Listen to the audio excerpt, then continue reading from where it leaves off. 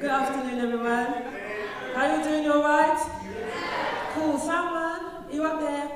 I did make a request for a little bit of reverb maybe at one point. Did you catch that message? You did. Yeah. I'm going to start very quickly.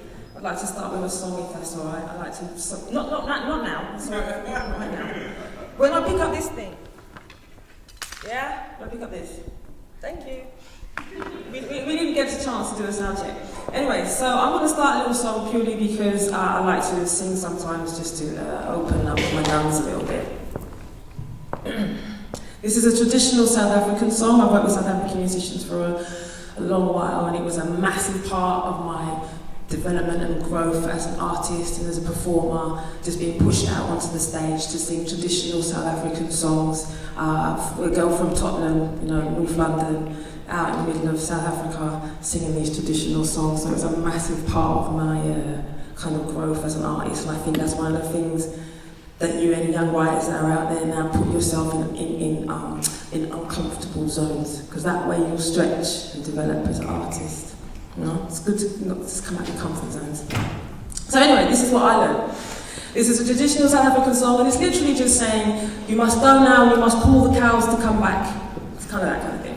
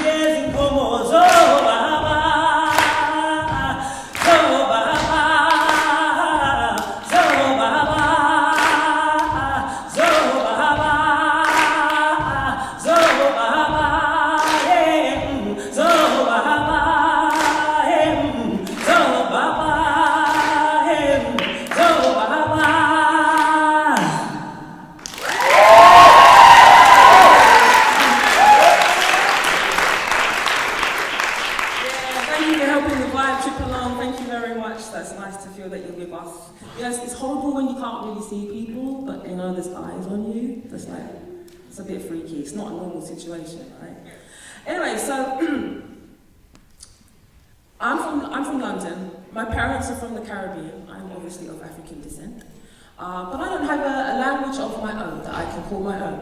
I have English, which liberated me, freed me into this magical world of poetry. But there's something about having other languages. I would advise anyone to go and learn another language. It doesn't matter what one it is that you choose, but experience the world in a different language, because you experience life in a different language. So for example, when you've got a friend and you ask them, they say something to you and say, oh, in my country we say this, and then they'll say it in their mother tongue, and then you'll ask them, well, what does that mean? And they'll say, oh, I can't really translate that into English. I'm like, please translate it into English, because I'm greedy. I want to know everything. I want to experience everything. So sometimes it's like, sometimes being at a loss for words. Sometimes, you know, when you're looking for a word, if you're writing a poem, and sometimes you just can't find that word, it's somewhere lost out there in the ether of creativity, and it just takes a moment for you to reach up for it. You have to think about it and reach up for it. But sometimes other languages have access to that space as well. The same way English does, but slightly differently. Are you feeling me on this, or am I just talking to you? Are you feeling me on this? Thank you very much. Yeah, a couple of clicks will do, that will help me out. It's not a poem, you know, it's just like, it will help me out. Thank you very much. So anyway, this poem is called Archipelingua, and it's about all the different languages that I've experimented with to try and feel like I'm expressing myself. Eu sei, I know. Você não sabe. Você não sabe, I don't know. Ela sabe. Ela não sabe, she knows. Ele não sabe. Ela não sabe, he doesn't know. I've got Brazilian Portuguese in my headphones as I try to learn the language of my new pen friend. I want to speak her chestnut-skinned diasporic alchemy. I want to romanticize about being quick on the draw with my new rhythm on this hip of my... I want to romanticize being quick on the draw with a new rhythm on the hip of my lip as I master my new friend's language. This lingua franca, which could be a bridge between a long distance, doing more work than Skype could do alone. I was envious of my Botswanan friend, the one I met in Gaborone 3 years ago, who told me that respect is woven into our Osabuya Sekai. Setswana knows how to treat its elders. And he did not respect my Xhosa that thumped out of my mouth with a leaden English tongue, that Xhosa which I learned was rooted in 70,000-year-old Twa. This is the language of the Khoisan who speak in clicks and swishes and sand sushing and the leaf rushing and sun shifting and eland hunting underflow of their silver desert homeland. And I wondered why French had been a language of my childhood for so long, and playfully I would resort to it to show that I was just that, playful.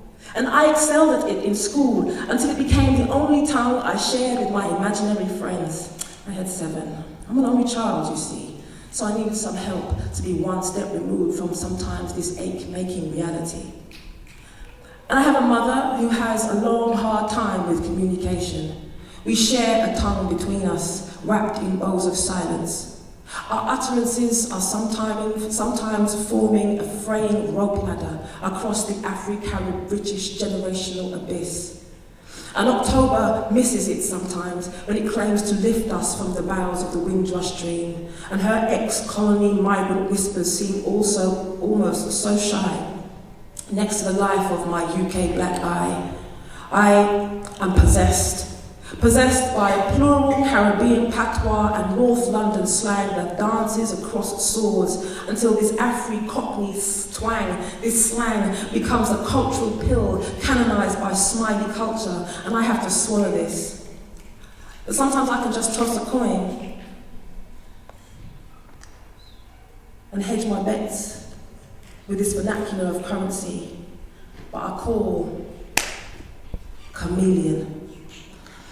I come to learn the lines of the Black Star, to navigate me back to a tongue that beats the roof of my mouth like a linguistic blacksmith, beating the metal of my diaspora history into a humanity, tightrope walking along the least line of resistance in a blue sky of my ancestral reimagining, till my very existence is something new, not art nouveau, not bijou in my skin, but taloa within, universal. So I mouth these Latin syllable roots. I mouth these Latin rooted syllables next to this spirit who sits next to me on this train, and he quacks into his phone in the melody of complaining and resignation and bitterness and blame and shame. And I want to interrupt his conversation. I want to intercept it and lift it off the tracks and set it on a new path so that he might speak of better things beyond the language that binds us all in chains. But I believe my petty attempts to recode an empire's feudal syntax would just clash with Joe Blow's on the Northern Line if I tried. if I tried to fix the algorithms of his homeland training unknown. But the sonics of his words, they clank and they flail, they frustrate me today. So I turn the volume up. Ela se, ela now sabi, eli now sabi, você now sabi. It would be wrong to deny Shakespeare his due. He has been a long-time friend. He was my way to my poet's tongue. My school state education threw me in awe in an ocean of lonely words unfound. As much as I would have preferred knowing now in my adult years the classics of M.A. Césaire and Sundiata and Dunbar and Phyllis Wheatley, a prime language that spoke to the black girl me. No, it wasn't to be them, it was to be he, Shakespeare. Under a system of indoctrination which unwittingly freed me, a child with a restless mind who routinely stares longer and longer and longer as she gets older and older and older in the bathroom mirror, searching her lips for recognition, opening her mouth wide, looking at the glistening blood-pink flesh to see into her genes, willing them to remember, lifting the lid of her tongue, hoping to find what was stolen. Eu quero liberar minha boca. Eu quero liberar minha boca. I want to liberate my mouth. I want to free my tongue, free my mouth from the combination locked state installed at birth upon my lips so that taxes can be paid, my vote can be counted, but has nothing to do with being born free. Journaling, writing poems, the code surreptitiously is finding its way to my breath.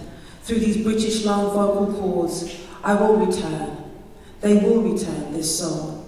They have worked hard. They are my reparation, pulling my tongue to its heart home, away from the edge of a slow, silencing death, vibrating the air to rhyme in all that feels wrong, whittling the clay of this colonial inheritance into a fitting song.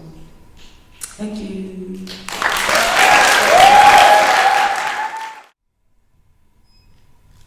This piece, I worked with a dancer to make this piece happen. You know, the arts is just language all around. So I worked with a dancer on this one. And it was about loneliness and exile, what it means to be alone with yourself even. And also a little bit to do with people who we see walking around the street who society might call them mad, but they're just in their own little zones. Maybe they feel a loneliness that we know nothing about.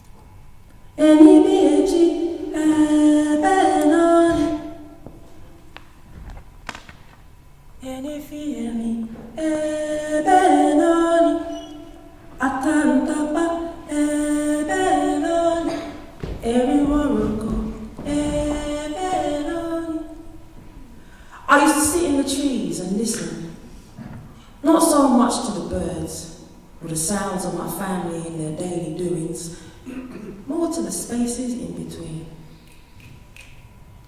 I used to listen when I retreated to the nestle of those branches, and I would pick fruit with my toes and taste the sweetness through the soles of my feet and pretend I was in a library reading the book of life in the brain of the breeze. And I'd hear these nuanced breeds of silences. What were they? Those profound, soundless sighs in time. What were those pauses that pulled me to peculiar polar parts of my mind? Listening for the answer, I would hear my heart alive with curiosity, and I'd tremble and I'd wonder what I might hear if I willed my beating heart to stop. Stop beating heart, only to be deafened by the silence in between. The children used to be encouraged by the elders to laugh at the man who walked around with what we called the dumpster disco headdress made from the garbage that we had thrown away. He scavenged them for the forest of the night. And if we were lackadaisical with our night reveries, we might hear him outside our windows, standing his ground against mangy pariah dogs, rummaging for fragments of our disappointment, maybe a bright bit of hope, something we had overlooked because as far as he was concerned, he was harvesting stars and potions. And in the morning, he would have a crown, a frame of coat hangers with pieces of neon plastic things, elastic bands, maybe a lost earring and broken mobile phones on framed bits of string and bits of spring and a torn pocket and a handle of a bucket. It was a panoramic symphony of disposable souvenirs all jangling about his ears. And with the swagger of a carnival king, he would parade this discombobulated dream catcher before us, and he would spit sprays of cheap palm wine to libate us, and then he would grab handfuls of dirt and paint the trappings of his madness the colours of the earth, and he would throw down these dervish shapes, brandishing the dusty canvases of our work-weary eyes, and he would weep with no tears the exhaustion that we refused to recognise. Because that would mean submission, right? That would mean we would have to surrender. Because he would martyr his sweat and his body to the ground, pinned there by our accusations, bench pressing the weight of an edgeless exile. And I wondered what he heard between those episodes, in the recesses of his own silences, as he travelled the puzzled road. Hey, you! I hailed him once. Tell me something. What does God look like? Wait, I will draw you a picture. Any biaji, benoni, any fiemi, benoni, atantapa, benoni, erin morocco, benoni, arungodo, benoni.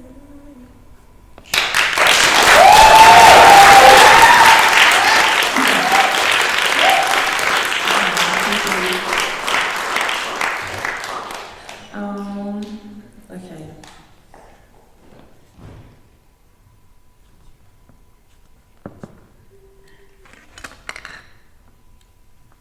This next piece is about an emotion that I think is a good idea to get a good relationship with early, our anger.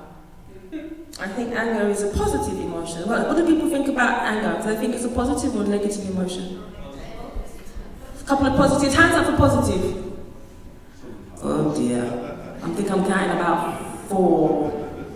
1 tentative.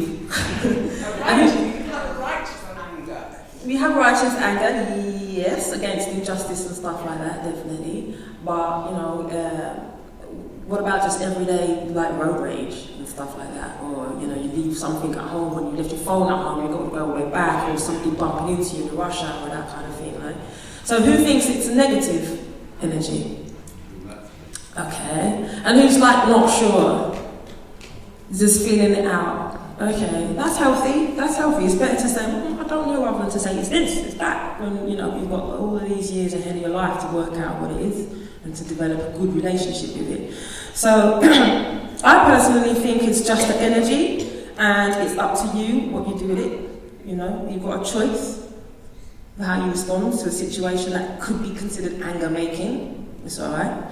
So anyway, I explored that. I wrote a whole monologue about it, and I used this particular Greek mythology called the Three Furies. You need to check them out, the Erinyes, or just type in the Three Furies. They look like hags, but actually they're quite cool, as far as I'm concerned. But they're made to look bad online, but they're actually very, very interesting. Check them out. So I'm just going to read you a little bit of a monologue that I wrote, which was all inspired, or partly inspired by the Three Furies.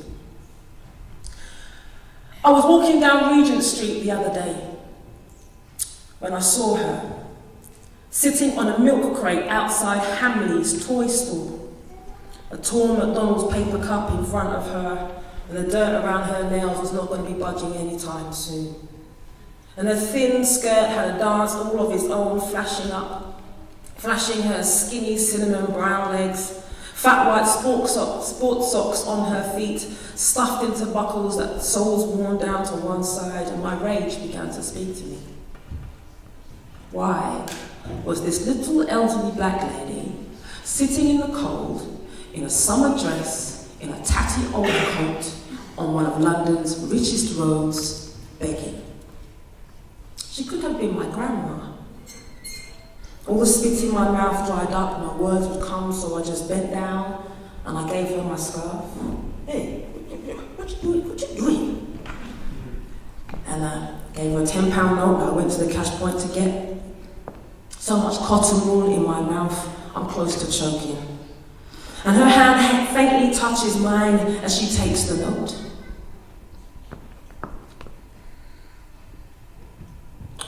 And she looks at the brown image of the Queen of England smiling back at her. You girl! You! Yeah, come. Come.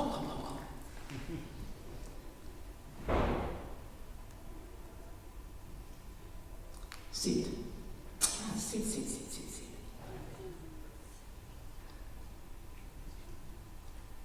What's your name, child? Got a song I want to sing. Not that my voice is any good. It got cracked, broken when the moon looked away one time. But I don't blame her. She's not that easily distracted. But there was a real war going on one time. So she turned for a moment just to see what all the noise was.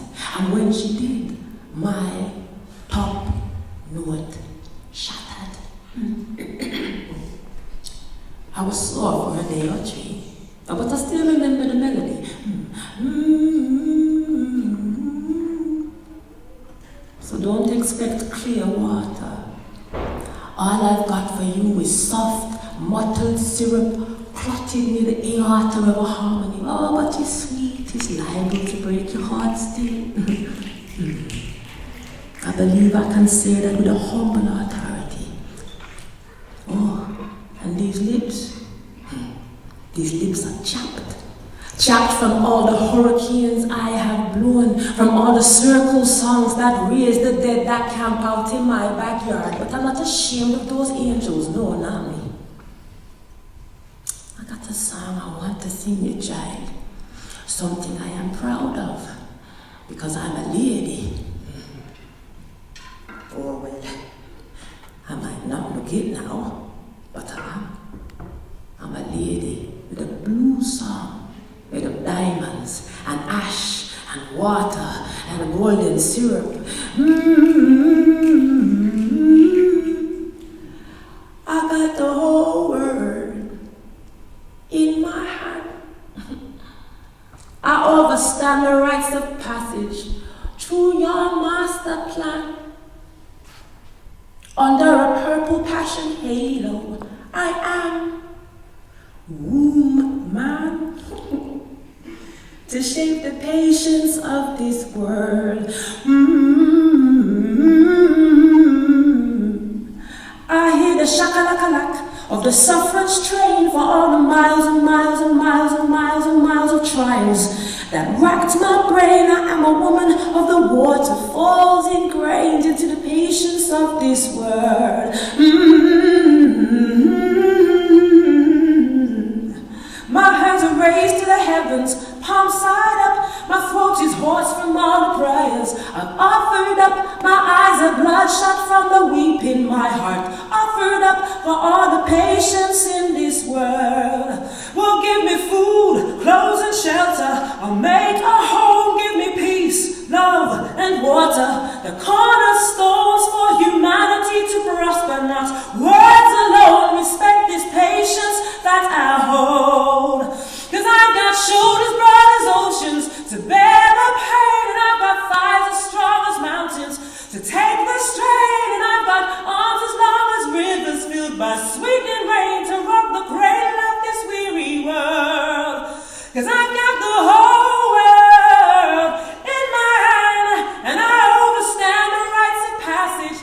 your master plan under a purple passion halo. I am woman.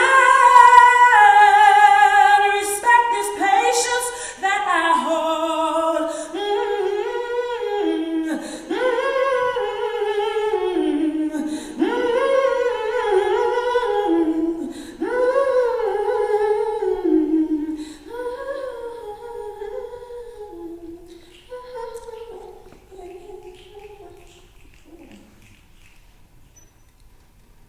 And then she looked at me, dead in the eyes, and she read me as easy as a comic strip. Because it's rare, you know, it's really rare when somebody actually sees you.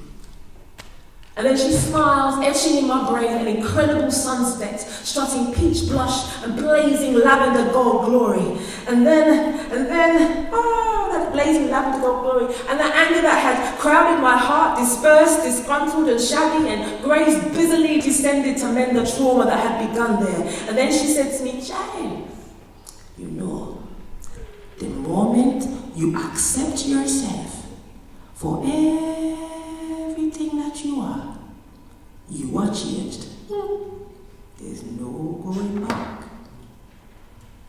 And then I realized that she handed me something I never even knew was missing. She handed me tradition. She handed me permission. She handed me permission to throw off the X-Files pins to my body defiles, to peel back the female fit, to peel back the layers of my muffled she-wolf shine, and that my female fearlessness could be kick-ass insurgency, and that my voice could be a clarion for calm, and that though the three furies were simple in their hard-wiring effects, they were complex in their insistence. Everybody calm down, because it's just a little bit of anger, yeah? And this old lady's voice had said, act like you have a choice to be everything you ought to, because the fury inside, it will boil. Oh, that fury inside, it will roil. But the fury can pour oil on troubled waters. Thank you very much.